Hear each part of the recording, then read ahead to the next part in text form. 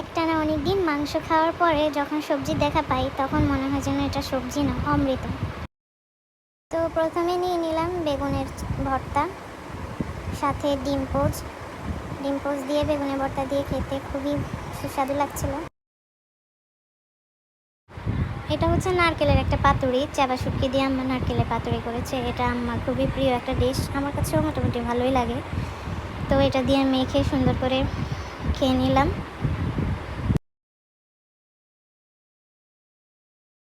চাবা শুটকি দিয়ে পুঁই শাক দিয়ে শুকনো করে একটা রান্না করেছে, এইটা খেতেও অনেক বেশ মজা হয়েছে। তো আমি ভাত মাখিয়ে নিয়ে নিলাম পুঁই শাক দিয়ে। লাস্টে নিয়ে নিলাম ডাল, কারণ ডাল আমার খুবই প্রিয়, ডাল ছাড়া আমার খাবার তৃপ্তি মেটে না।